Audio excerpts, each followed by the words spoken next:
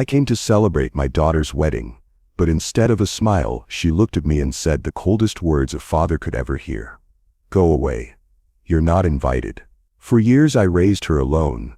I sacrificed everything to give her a future. And yet on the happiest day of her life, she treated me like a stranger. What could make my own daughter turn against me like this? Before we continue, please subscribe to the channel and let us know where you are listening in the comments. That's how my story begins, on a day that was supposed to be filled with joy, but turned into the biggest betrayal of my life. I drove up to the wedding hall with my hands shaking on the wheel. The place was grand, bigger than anything I ever thought my daughter would have. I had a small box sitting on the passenger seat. Inside was a gift. Nothing fancy, just a gold locket with her mother's picture inside. I thought Samantha would like it. I thought she would hold it close on her wedding day. As I parked the car, memories rushed back. I remembered the nights I stayed awake rocking her to sleep.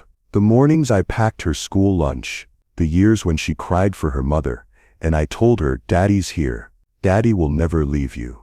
I raised her alone after her mother passed away. I gave her everything I had.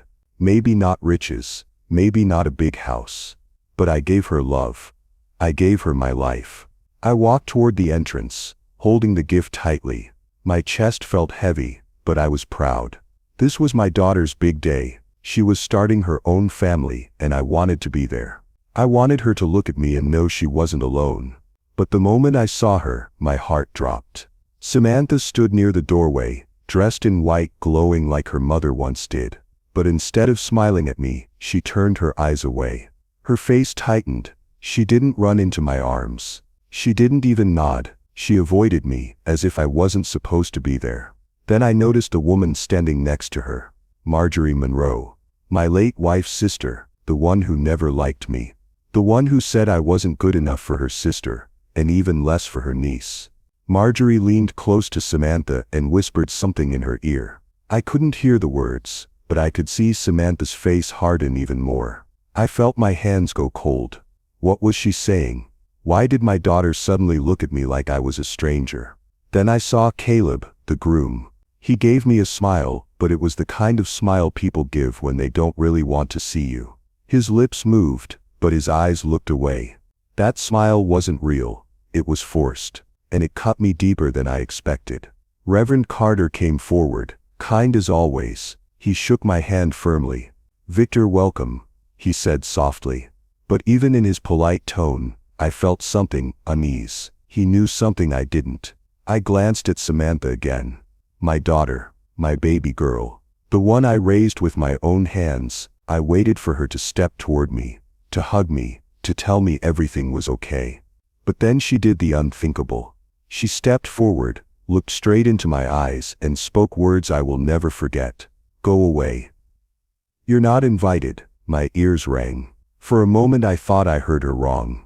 I looked around, expecting someone to laugh, to say it was a mistake. But no, everyone was silent. Watching, I forced a smile. "Samantha, sweetheart, what do you mean? I'm your father." She clenched her jaw. Her hands trembled, but her voice stayed firm. "I don't want you here. Please, just go." The gift in my hand suddenly felt heavy. My throat tightened. My knees almost gave out under me. People stared, whispering behind their hands. I wanted to scream. I wanted to demand answers. But my daughter's eyes, they were cold. Empty, like I was nothing to her. I stepped back slowly. My chest burned as if someone had ripped my heart out. I couldn't believe what just happened. After everything I sacrificed, after everything I gave her, she threw me out like a stranger. And I knew then something was very, very wrong. Because a daughter doesn't turn her father away on her wedding day. Not unless someone poisoned her heart. Not unless someone planned this betrayal. And I was going to find out who. I stood frozen at the doorway, gift still in my hand. My own daughter's voice echoed in my ears. "Go away, you're not invited." Those words cut deeper than any knife ever could. Before I could even process it, 2 ushers stepped forward and gently pushed me back. They weren't rough, but the message was clear. I didn't belong. The crowd inside stared with wide eyes. Some guests whispered, some shook their heads. Nobody spoke up for me. Nobody asked why a father was being pushed out of his only daughter's wedding. I stumbled into the sunlight outside, my chest burning. I turned back, hoping Samantha would change her mind, hoping she would call me back in. But she didn't. She turned her back on me, her white veil swaying as she walked deeper into the hall. My daughter, my little girl, had just denied me like I was a stranger off the street. I wanted to shout. I wanted to run in and demand answers, but before I could, I saw Marjorie. My sister-in-law, my late wife's sister. She walked past me slowly, her heels clicking on the floor, her face full of pride. She leaned close enough for only me to hear and whispered, "Finally, Victor. She sees you for what you are." Then she smirked and walked away, leaving me stunned. My heart pounded with rage. What poison had she poured into Samantha's ears? What lies had she planted all these years? And Caleb the groom. He was standing just a few feet away. He met my eyes for 1 second, then looked away quickly. He didn't say a word. He didn't defend me. He didn't even offer a real smile this time. He just disappeared into the crowd, pretending nothing happened. His silence told me everything. He knew something. He was hiding something. I felt dizzy. My throat was dry. I walked down the steps into the parking lot, clutching the small gift box so tightly that my fingers hurt. The sounds of music and laughter floated from inside the hall, but I was locked out. I was her father, yet I was outside, standing alone, so I waited. I couldn't bring myself to leave. I leaned against my car, staring at the bright lights through the windows. I saw people dancing, clapping, smiling. I saw my daughter twirl in her gown, and every time I caught a glimpse of her smiling face, I wondered, was it real, or was it forced? Did she really hate me now, or was someone pulling her strings? Time moved slowly. My chest ached, but I refused to drive away. That's when I heard a familiar voice. "Victor?" I turned, and my eyes softened for the first time that day. Joanne Keller. An old friend. She had known me and my late wife since our college days. She had helped babysit Samantha when she was little. Joanne always treated me with respect, even when others doubted me. She walked closer, holding a small wrapped present in her hands. Her face showed surprise. "Why are you out here? Shouldn't you be inside with Samantha?" My throat tightened. I forced the words out. "She told me to leave, said I wasn't invited." Joanne gasped. "What? That's impossible. Samantha adored you. You were everything to her." I shook my head slowly. "Not anymore. Not after whatever Marjorie has been whispering. Something's changed, Joanne. And I'm going to find out what." She placed a hand on my shoulder. "Don't give up, Victor. I know Samantha's heart. This doesn't make sense. There must be a reason." Her words gave me a flicker of strength. Maybe I wasn't crazy. Maybe I wasn't the worthless man. Marjorie wanted me to believe I was. As I stood there in the parking lot, I made a silent promise. I wasn't leaving. Not just yet. I was going to uncover the truth. I was going to find out why my daughter, my only child, turned against me so suddenly. And when I did, no one was going to stop me from getting justice. Standing outside that hall, I couldn't stop my mind from replaying the past few months. At first, everything between me and Samantha had felt normal. We'd still meet for coffee, laugh about small things, talk about her future. But now, as I thought harder, I realized there had been changes. She stopped answering my calls as quickly. She canceled our dinners more often. Her eyes would shift whenever I asked about her plans with Caleb. Back then, I brushed it off, thinking she was just busy preparing for the wedding. But now I saw the pattern. Something was pulling her away from me slowly, piece by piece, until she stood there today telling me to go away. I clenched my fists. My gut told me this wasn't her heart speaking. It was someone else's voice. And I already had one name in mind. Joanne must have been reading my face because she spoke softly. "Victor, you know what I think? It's Marjorie. She never liked you. I wouldn't be surprised if she's been whispering things into Samantha's ear for months." Her words hit like a hammer. Of course. Marjorie Monroe. My late wife's sister. The woman who always thought I wasn't good enough. The woman who treated me like an outsider even when I was married to her own sister. She had the money, the connections, the influence. And now with my wife gone, she had a direct line to Samantha. I nodded slowly. You're right, it has to be her. Joanne squeezed my arm. Don't let her win, Victor. Samantha needs to know the truth. Through the glass window I caught sight of the ceremony beginning. My chest tightened. I shouldn't have even been watching, but I couldn't look away. The music played, people rose, and there she was, my daughter, walking down the aisle on the arm of another man, not her father. As she reached the altar, I saw Marjorie again. She was leaning close, whispering to Samantha. My jaw locked tight. It was like watching poison drip into my daughter's ears. I shifted my eyes to Caleb. His face looked calm at first, but when the Reverend asked him to speak his vows, I noticed it. His hesitation. His voice cracked for a second. His eyes flickered toward Samantha, then toward Marjorie. It was quick, but I saw it. That man was uneasy.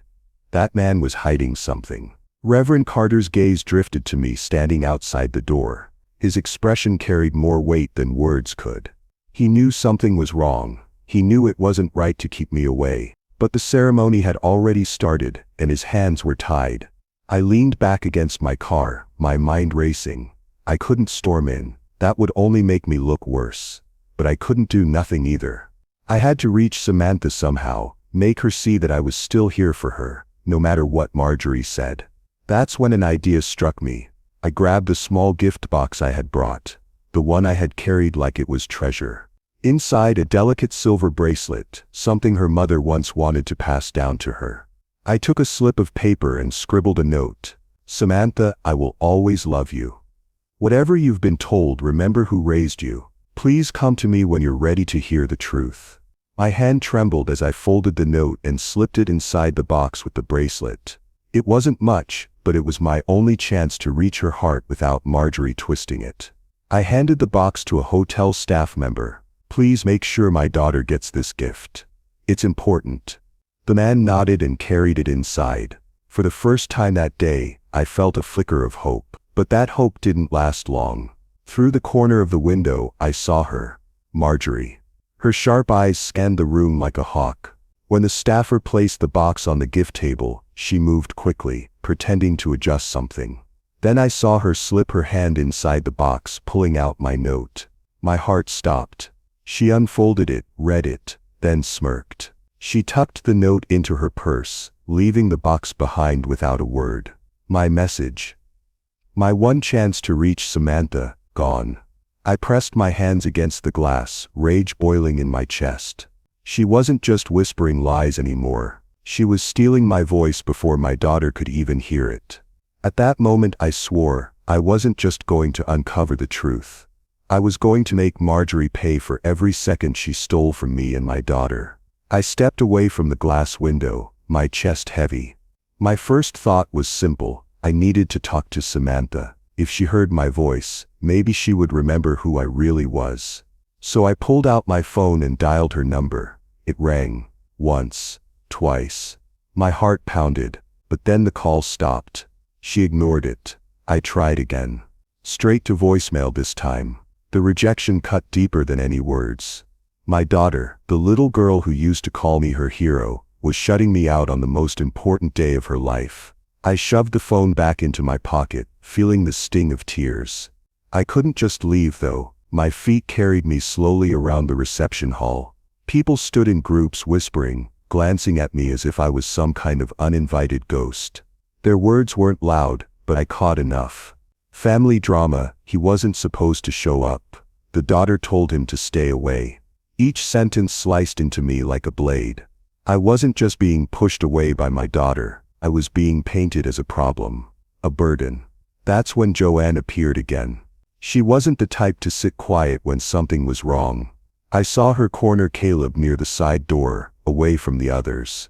I followed slowly, keeping close enough to listen. Her voice was firm. Caleb, what's going on here? Why is Samantha treating her father this way? Did you know about this? Caleb's face tightened. He looked down, shifting uncomfortably.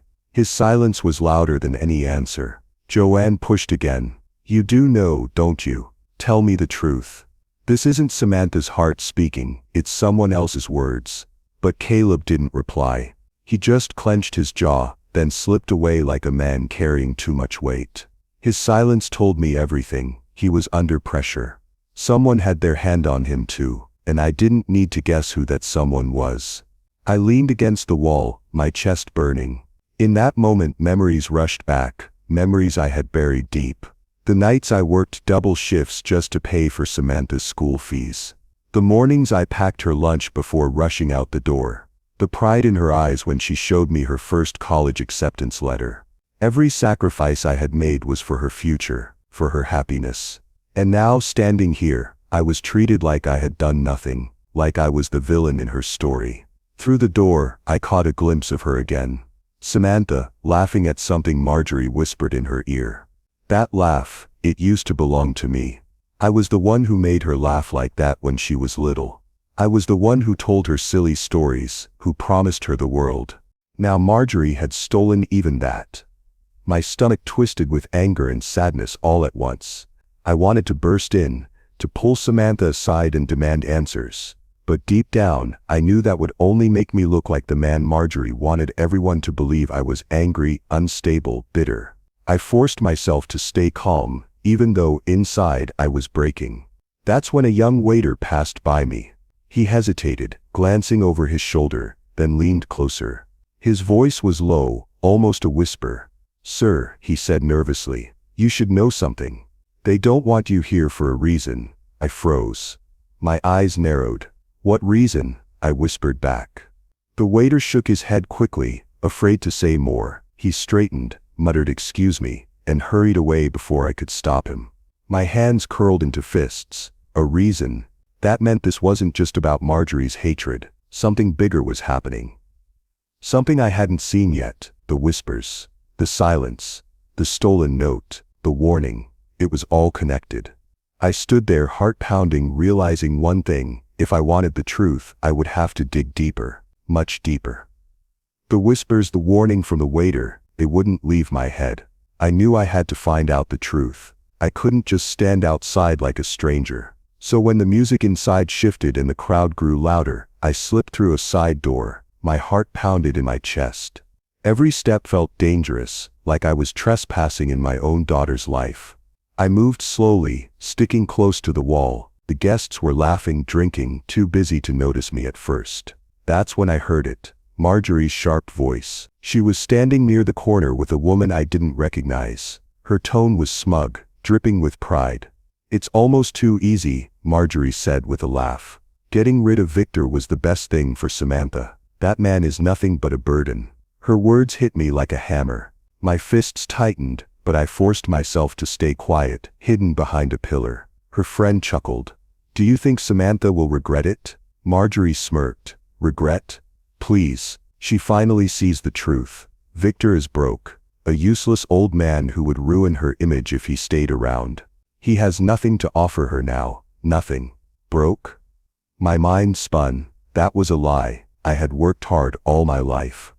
I wasn't rich, no, but I wasn't broke. I had saved, invested, made sure Samantha never went without. For her to believe that, it meant Marjorie had been poisoning her against me with lies.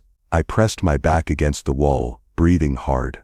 My own daughter thought I was worthless. Then I noticed movement near Marjorie's chair. Joanne was there, pretending to tidy up the table linens. I caught her eyes for just a second, sharp, determined. She bent down, reached into Marjorie's open bag, and froze. When she straightened, she had a folded document in her hand. She glanced at it, and I could see the shock on her face even from a distance. She mouthed the words "bank papers." A forgery, that had to be it. I clenched my jaw so tight it hurt.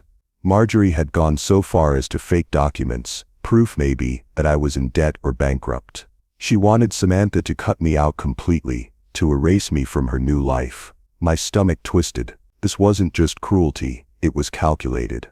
At that moment Caleb walked by. His face looked pale, uneasy. He slowed, clearly catching parts of Marjorie's words. I held my breath, waiting for him to speak up. For him to defend me, to defend the man who had raised the woman he was marrying. But Caleb only lowered his eyes and walked away, lips pressed tight, silent. That silence was worse than betrayal. He knew the truth, but he chose to say nothing. I stayed hidden, my chest burning.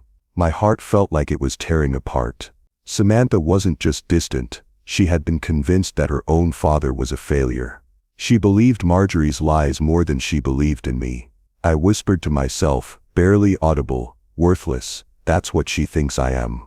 The words tasted bitter. I had sacrificed everything for her. Nights without sleep, years of hard work. And now I was nothing in her eyes. I wanted to walk out right then, to leave, and never look back. But something inside me stopped me. No, this wasn't just about me anymore. This was about truth. About fighting back against the lies. If Marjorie thought she had destroyed me, she was wrong. I stepped back, slipping into the shadows before anyone saw me. My hands were shaking, but my mind was clear. I couldn't let Samantha live her life, believing I was the man Marjorie painted me to be. I had to prove the truth. I had to show her who I really was. And as I left the hall quietly, one thought burned in my chest. This fight wasn't over. It was just beginning. I slipped out of the hall without making a sound. My chest felt heavy, like a stone pressing down on me. The laughter from inside followed me out, mocking me. My daughter was celebrating, while I was being erased from her life. There was a small bar just across the street from the venue. The lights were dim, the music low, and only a few strangers sat scattered at the tables. I walked in and sat down at the counter. The bartender gave me a quick look, then poured me a glass without asking. Maybe he could see the storm in my face. I lifted the glass and stared into it for a long time before taking a sip. It burned going down, but the pain inside me was sharper. I kept hearing Samantha's voice in my head. Her cold words, "Go away. You're not invited." I shut my eyes, trying to push the memory out, but it wouldn't leave. Every sacrifice I had made for her, all the nights I worked late, all the times I skipped meals so she could have more, all of it meant nothing now. In her eyes I was just a failure.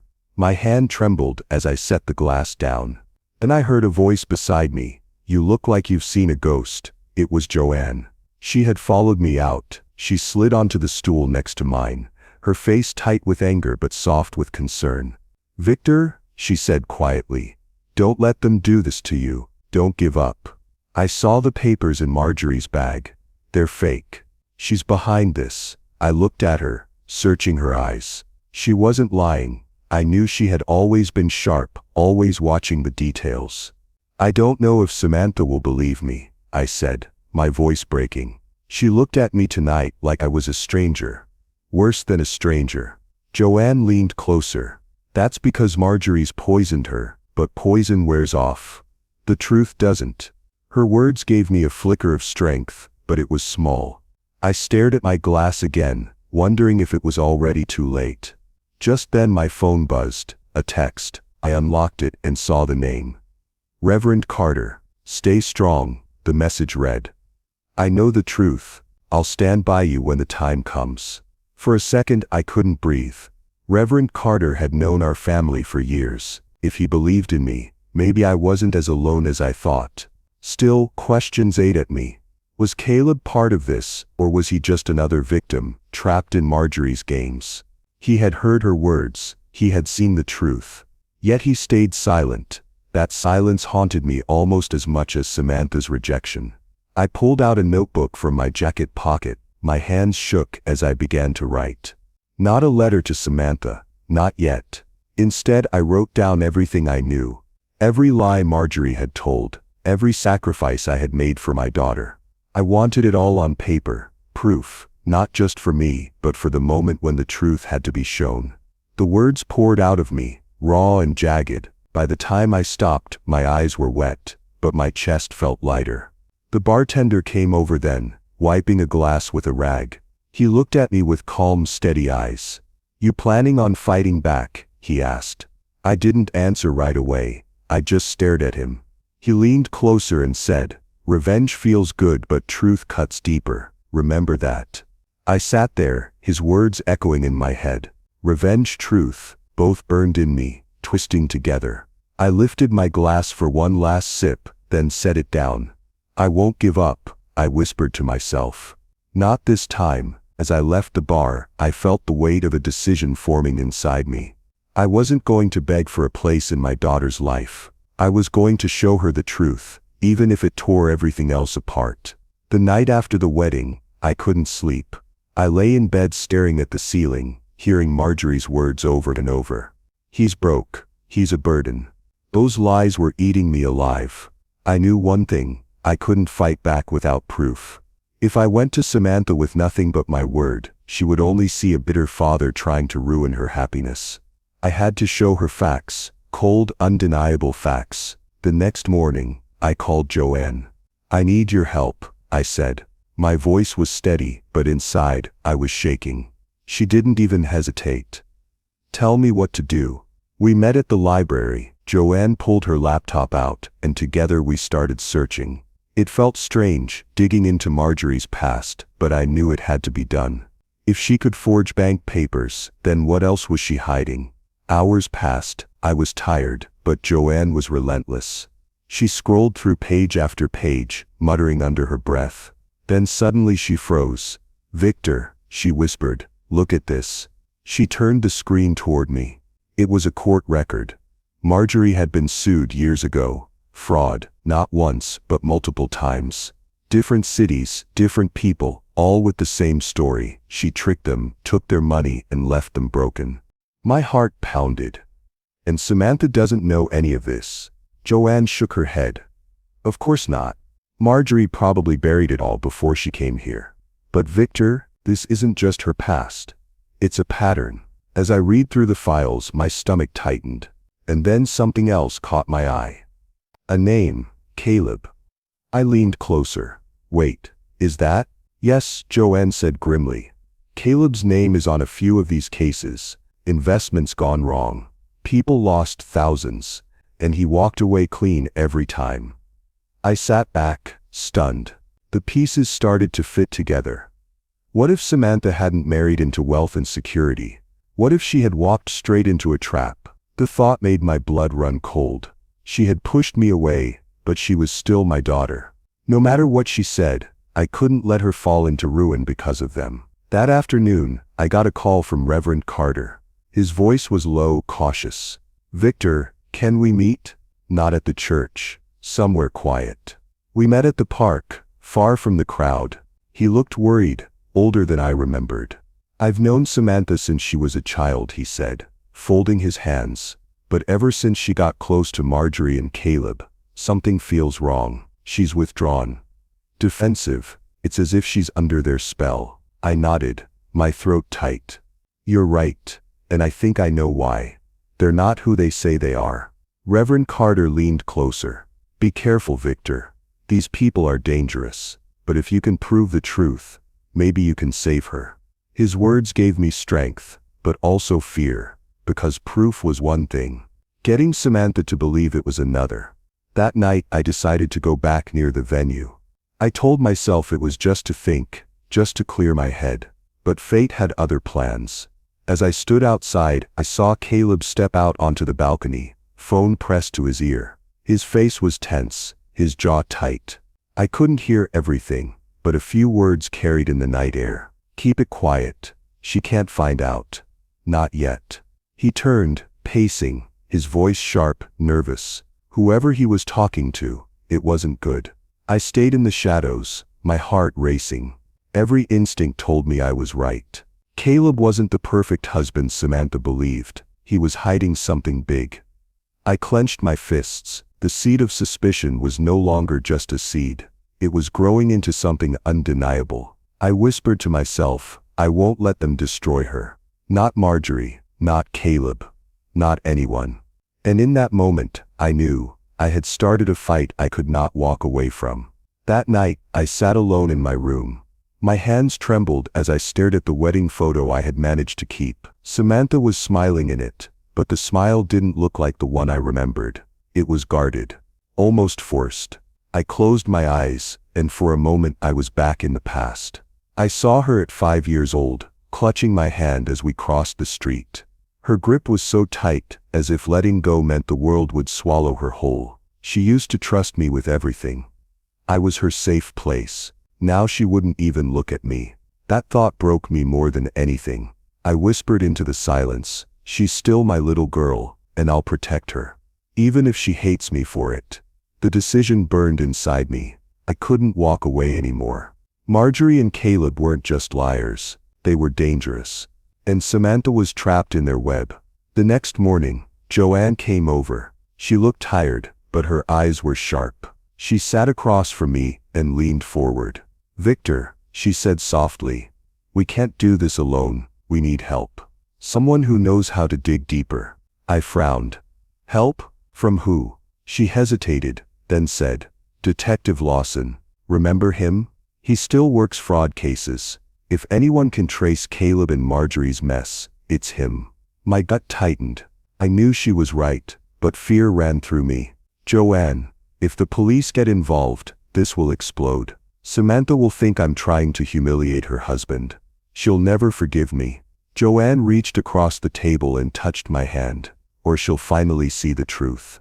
You can't save her by standing in the shadows." Her words cut deep. I sat there for a long time before I finally nodded. "All right. Call Lawson." 2 days later, I met Detective Lawson in a quiet diner on the edge of town. He was older, grayer, but his eyes were still sharp. He listened as I told him everything. Marjorie's lies, the lawsuits, Caleb's shady calls. Lawson leaned back, arms folded. "You did the right thing coming to me. If Caleb and Marjorie are involved in fraud, it'll show up in the money trail. I'll start pulling their records." The way he said it gave me a strange mix of relief and dread. Relief because someone was finally on my side. Dread because if he found something, it meant Samantha's whole life was a lie. That night I couldn't sleep again. I sat at my desk, papers scattered in front of me. Bank statements, notes, the letter I had started drafting about Marjorie. It felt like pieces of a puzzle I wasn't ready to solve. But deep down, I knew this wasn't just about money. It was about control. Marjorie wanted Samantha under her thumb. And Caleb wanted more than just my daughter's love. He wanted access to her name, her future, maybe even whatever I still had left. I clenched my fists. "Not anymore," I muttered. Slowly I started to sketch out a plan. A quiet one. No sudden moves, no reckless confrontations. I would let Lawson dig. I would gather proof, and when the time came I would lay everything out where Samantha could not deny it. But as I wrote, a cold fear crawled up my spine. One mistake, just one, and Samantha would turn her back on me forever. I stared at the empty page in front of me, and whispered the warning aloud, "One mistake, and I lose her forever." I knew this fight was only getting started. I thought meeting Samantha in private would finally give me a chance. A chance to tell her everything without Marjorie or Caleb poisoning her mind. I chose a quiet park, the same place where I used to take her when she was little. I sat on the old wooden bench, my hands sweating, my heart pounding. When she walked up, she wasn't smiling. Her face was hard, cold. "Dad," she said sharply, "why are you doing this?" Her words hit me like a punch. I stood, reaching out, but she stepped back. "What do you mean?" I asked carefully. Her eyes narrowed. "Don't play dumb. Caleb told me everything. You've been trying to ruin my wedding. You tried to humiliate him and his mother in front of everyone." For a moment I couldn't breathe. Caleb. He had twisted everything. I shook my head. "No, Samantha. That's not true. I was only trying to protect you. Marjorie, she's been lying. She's been running frauds for years. I have proof." Her lips trembled, but her voice was full of anger. "You've always hated her. You never wanted me to be happy. Admit it, you're jealous. Jealous because I chose them over you." Her words cut deeper than any knife. My own daughter. The same little girl who once clung to me for safety. Now she thought I was her enemy. I pulled the folder from my bag and handed it to her. "Look, just look at this. Court filings, lawsuits, people she's stolen from. Caleb's name is tied to it. You're in danger, Samantha. Please just read it." She took the papers, glanced at them for less than a second, then shoved them back into my chest. "This is pathetic," she snapped. "You're so desperate to keep me away from them that you're making things up. Caleb told me you'd try something like this, and he was right." My throat burned. "Samantha, listen to me. Caleb is not who you think he is. He and Marjorie. Stop, she shouted. Her eyes glistened with tears, but her voice stayed firm. I don't want to hear it. You've already destroyed enough. This is my life now. You're not part of it. I froze. My hands shook as the papers slipped from my grip and scattered on the ground. She turned, her back to me. My heart screamed for me to run after her, to grab her hand the way she used to grab mine, but my legs wouldn't move. I whispered, Samantha, please, I'm your father. She stopped for only a second. I thought she might turn back. But then she kept walking, and this time, she didn't look back at all. I sank onto the bench, broken. I wanted to scream, to cry, to beg God to give me one more chance to reach her. But all I could do was stare at the empty path where she had disappeared. That was the moment I realized the truth. Caleb wasn't just part of Marjorie's schemes, he was in it with her completely. He had turned my daughter against me. He had poisoned her heart. The betrayal crushed me. Not just from Caleb and Marjorie, but from Samantha too. For the first time in my life, I felt powerless. But beneath the pain, something else stirred. A quiet fire. If Caleb wanted to destroy me by stealing my daughter, then I would fight back with everything I had. I wiped my face, picked up the scattered papers, and whispered to myself, this isn't over, not by a long shot. After Samantha walked away from me, I felt hollow inside. The pain cut so deep, I thought it might kill me. But grief soon turned into something else. Determination. If I couldn't reach her heart right now, I would fight with the truth. I would expose Caleb and Marjorie, even if it cost me everything. Detective Lawson came to see me that evening. He laid out some papers on my table. His voice was calm, but his eyes carried weight. Victor, you were right, he said. Marjorie has several hidden accounts, offshore. The trail is messy, but it's there. I stared at the documents. Numbers, transfers, fake companies. Money stolen from people who probably never saw it again. Where does Caleb fit in? I asked. My voice cracked. Lawson tapped one page. Joanne found it. A property deal in Caleb's name. On paper it looks clean, but it's tied to one of Marjorie's shell companies. It's fraud, Victor. He's not just innocent bystander, he's part of it. Hearing it out loud made my stomach twist. My daughter had married into a trap, and I was running out of time to save her. Joanne leaned forward, her voice soft but firm. We need undeniable proof. Something even Samantha can't deny. If she sees the truth with her own eyes, she'll come back to you. I nodded. She was right. Words weren't enough anymore. Caleb and Marjorie had poisoned her mind. I needed evidence that couldn't be twisted. That night, I started forming a plan. A trap. A way to make Caleb and Marjorie reveal themselves. It felt dangerous, like walking on a wire over fire. One mistake, and I could lose Samantha forever. But if I stayed quiet, I would lose her anyway. Reverend Carter visited me the next day. He had heard whispers, the way small towns always do. He sat across from me, his voice heavy with concern. Victor, revenge is a dangerous road, he warned.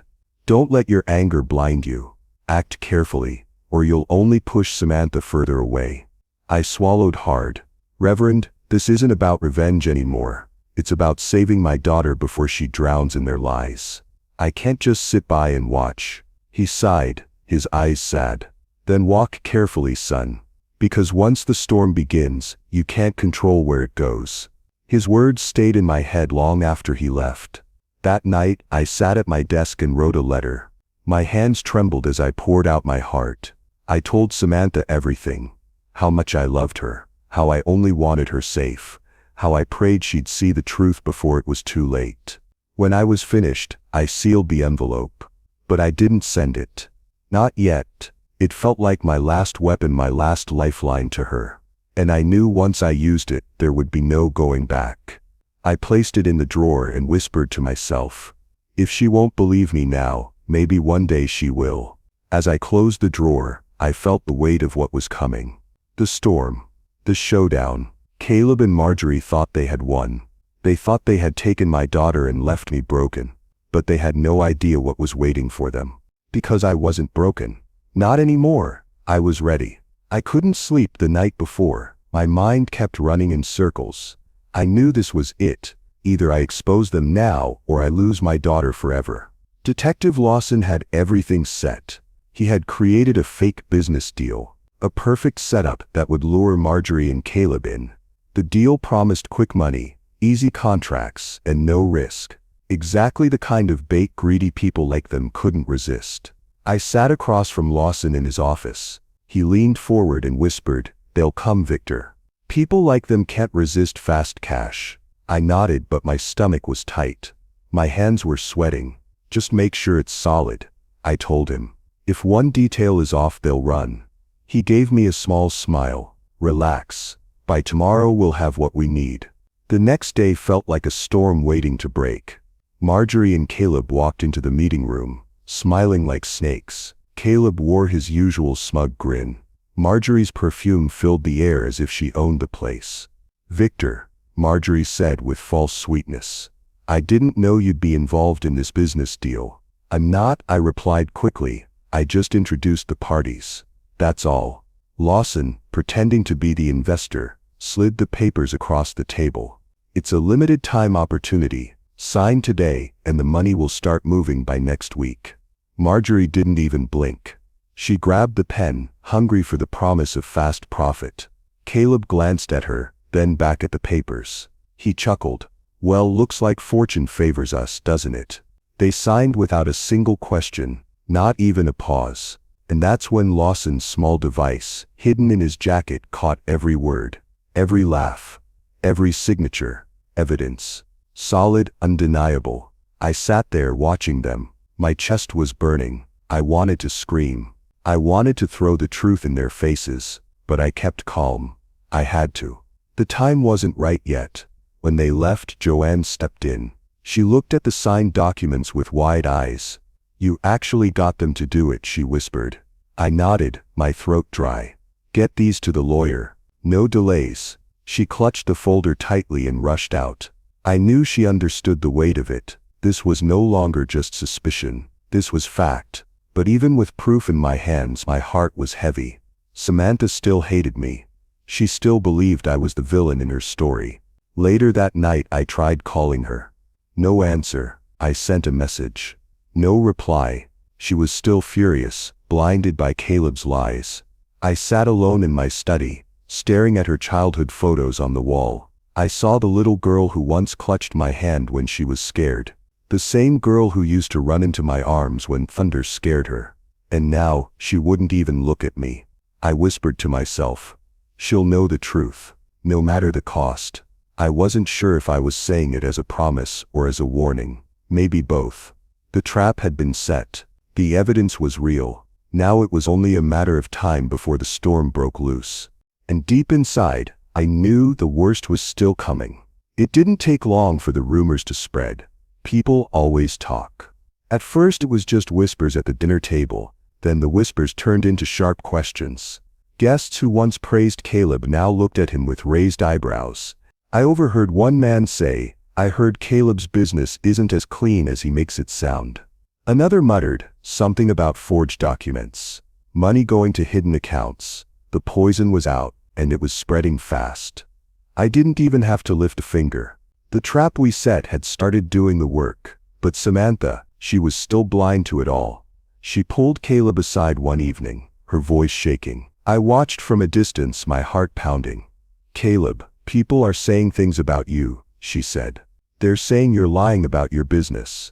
Caleb's face hardened. His smile vanished. "Who told you that?" "Victor?" His voice was sharp, cutting. "No," she whispered.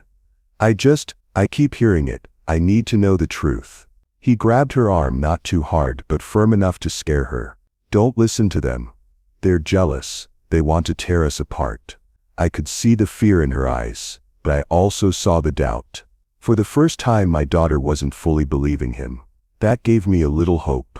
But then Marjorie appeared like a shadow, always ready to cover his sins. She slid between them and stroked Samantha's hair like a mother calming a child. "Oh, sweetheart," Marjorie said sweetly. "Don't let gossip poison your mind. Caleb loves you. That's all that matters." Samantha looked torn, like a rope pulled from both ends. Her heart wanted to trust, but her mind was beginning to question. Meanwhile, Reverend Carter was no longer silent. The man who once defended Caleb now stood at the church steps, speaking carefully, but firmly. "I don't like what I'm hearing," he told the congregation. "I've served this community for years, and I've seen lies dressed up as blessings before. Caleb's actions trouble me." Those words hit like thunder. When a reverend doubts you in front of your neighbors, the cracks become impossible to hide. Joanne rushed to me later that night, her eyes wide with urgency. "Victor, you need to be careful," she warned. "Marjorie's furious. She knows something is slipping out of her control. She may strike back soon." Her words made my chest tighten. I nodded slowly. Let her try. I'm not afraid anymore, but that was only half true. Inside, I was terrified, not for myself, but for Samantha. I knew Marjorie would use her as a shield. Then came the moment I'll never forget. I was walking out of the courthouse parking lot when I felt a shadow fall across me. I turned, and there was Caleb. His eyes were cold, his smile gone. He stepped closer until I could feel his breath on my face. "You think you're clever, Victor," he hissed, "but you're not. I know what you're doing, and I'm telling you, stop." I stood still, my fists clenched at my sides. "The truth is already out, Caleb," I said quietly. "Nothing you do can stop it now." His jaw tightened. His voice dropped lower, almost a growl. "You'll regret this. I swear to God you'll regret this." For a moment I thought he might hit me right there in the parking lot. His hands twitched, his eyes full of hate. But instead, he stepped back, straightened his jacket, and walked away without another word. I stood there, my heart racing, knowing this wasn't over. This was the breaking point. The masks were off. Caleb was no longer pretending. And now, the real war was about to begin. The day came faster than I thought. I was sitting in my car outside the Monroe estate, my hands gripping the steering wheel so tight my knuckles turned white. My heart raced. I knew this moment would decide everything. Then I saw the police cars, 2 of them, sirens off, but lights flashing. Detective Lawson stepped out first, his face calm and steady. Behind him, uniformed officers followed. I whispered to myself, "It's time." They walked straight to the front door. Caleb must have heard the knock because he opened it with his usual fake smile. But the second he saw Lawson, the color drained from his face. "Mr. Caleb Monroe," Lawson said firmly, "you are under arrest for fraud and conspiracy." The words cut through the air like a blade. "What?" Caleb barked. "This is insane. You can't." Before he could finish, one officer grabbed his arms, twisting them behind his back. The cuffs clicked shut. Samantha appeared in the hallway, her face pale. "What's happening?" she gasped. Then came Marjorie. She was calm, too calm. But even her mask cracked when Lawson turned to her. "Marjorie Monroe, you are also under arrest. Charges fraud, aiding in conspiracy, and tampering with legal records." Her eyes widened, but only for a second. She smirked, as if still believing she could talk her way out. "Detective, this is a mistake." The cuffs snapped on her wrists too. That was the moment Samantha's world shattered. She staggered back, shaking her head. No, this can't be real." "Caleb, Mom?" Her voice cracked. I stepped forward from the driveway. My chest felt heavy, but I knew I had to face her. "Samantha," I said softly, "it's all true." She spun toward me, tears filling her eyes. "No, you did this. You turned them in." I pulled the folder from under my arm, the documents, the proof, the signed deals, the recordings. I held them out to her with trembling hands. "Read it," I whispered. "See for yourself." She snatched the papers, flipping through them with shaking fingers. Each page was a knife cutting deeper into her heart. She stopped at the recording transcript. Caleb's voice. Marjorie's voice. Talking about the deal, the lies, the money. Her hands dropped to her sides. The papers slipped to the ground. "No," she breathed. Her knees buckled. She fell onto the steps, covering her face as sobs tore out of her. "Behind us," Caleb shouted, fighting the cuffs. "This is a setup. Victor planned this. He's framing me." His voice was desperate, almost wild, but no one listened. The evidence was too strong. The officers pushed him toward the car. I looked at Samantha, my heart breaking. She was shaking, crying so hard she couldn't breathe. All the anger she once threw at me had melted into pain, regret, and shame. In that moment, I didn't know what to do. Part of me wanted to hold her, to comfort her, to tell her I never stopped loving her, even when she hated me. But another part of me, the part that carried all the scars, wanted her to sit in that pain. To feel the weight of her choices, to understand what trusting Caleb had cost her. I stood there, frozen, my fists clenched, my heart torn in two. The police cars pulled away, sirens off, Caleb's voice fading into the distance, still screaming my name like a curse. The night grew silent again, just me, Samantha, and the broken pieces of a family destroyed by lies. And I whispered to myself, "This isn't the end, not yet." I was sitting alone in my living room that night. The trap had worked. Caleb and Marjorie were gone, finally facing the law. The house was quiet, but my heart was heavy. Winning never feels as sweet when your own blood has turned against you. That's when I heard the knock. It was soft, shaky. I opened the door, and there she was, my daughter Samantha. Her eyes were swollen from crying. For a second, I froze. My first thought was to close the door. She had thrown me aside so many times. She had chosen them over me. She had believed their lies and cut me like a knife with her words. But she whispered, "Dad, please." Her voice cracked, and that stopped me. I stepped aside, and she walked in slowly, like she didn't know if she belonged anymore. She looked around the house, her eyes falling on the old family photos on the wall. She touched the frame of one. It was from when she was just a little girl, sitting on my shoulders, laughing. She broke down right there. "I'm so sorry, Dad," she sobbed. "I was blind. I said horrible things. I didn't see the truth. I didn't see you." Her words cut deep, but this time they weren't blades of anger. They were knives of regret. I stood there, arms stiff at my sides. Part of me wanted to run to her. The other part wanted to turn my back. "Do you know what you did to me?" I asked in a low voice. "Do you know how many nights I sat here, wondering why my own daughter hated me? Wondering if I had failed you as a father?" She cried harder. "I didn't hate you. I believed them. Caleb, Marjorie, they twisted everything. I thought you were the enemy, but I was wrong."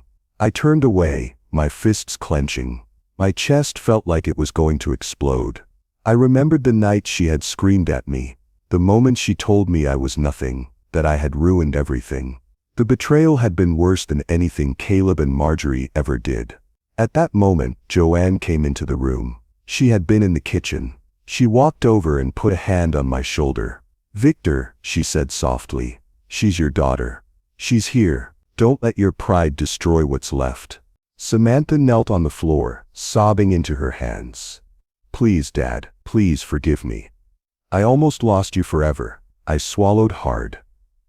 My throat burned. Part of me wanted to scream at her, to remind her of every cruel word, every cold look, every night she left me in pain. But Reverend Carter's words from before echoed in my head. "Years of sacrifice, don't let them go to waste." I slowly walked toward her. My legs felt heavy. When I reached her, she looked up at me with eyes full of shame and hope all at once. I could see the little girl she used to be, the one who once held my hand and believed I could protect her from anything. My anger cracked, my knees gave in, and I knelt down with her. For a moment we just stared at each other. Then I pulled her into my arms. She clung to me like she was drowning.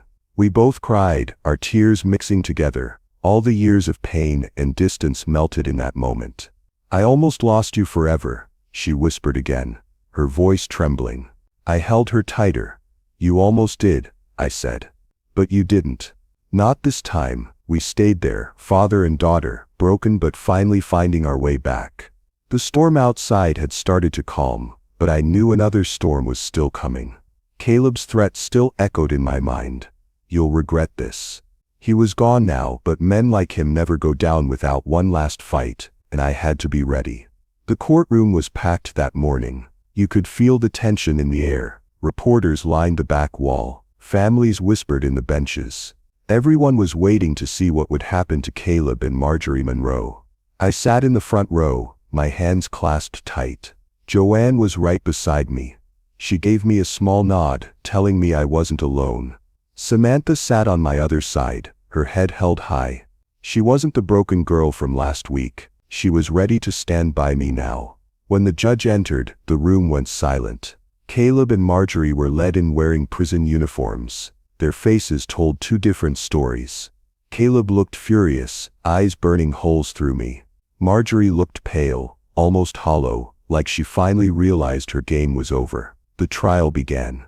Detective Lawson took the stand first. His voice was steady, his words sharp. He laid out everything we uncovered together. The fake accounts, the stolen money, the forged documents. Piece by piece, the truth came out in front of everyone. Every time Lawson spoke, Caleb shook his head, muttering under his breath. Finally, he snapped. He stood up, pointing right at me. "This is his fault. Victor set me up. He's the liar, not me."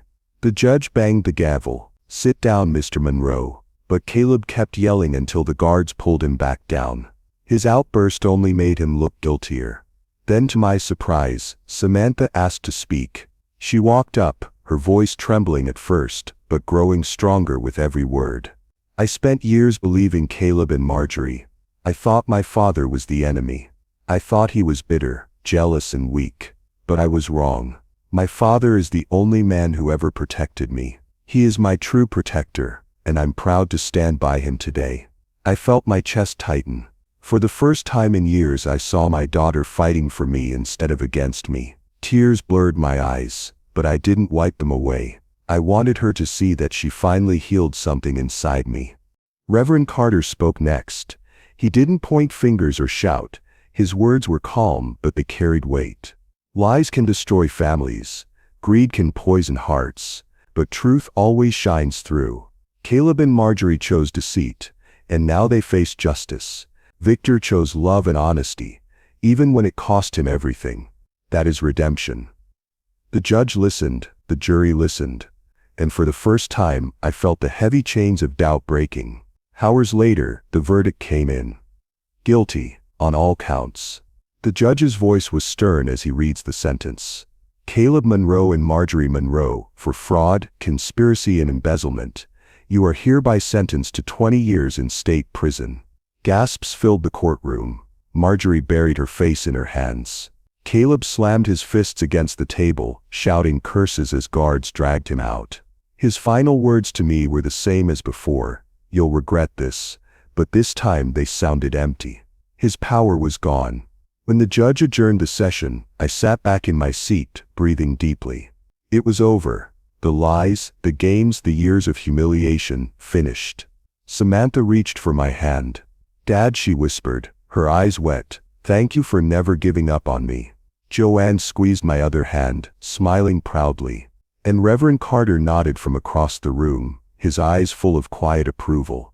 In that moment I realized something. Love and honesty might not win quickly, but they last longer than any lie. Lies crumble.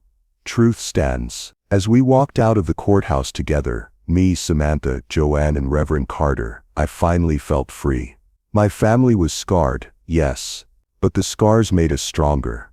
I looked up at the sky and thought to myself, family can be broken by deceit, but truth rebuilds it stronger.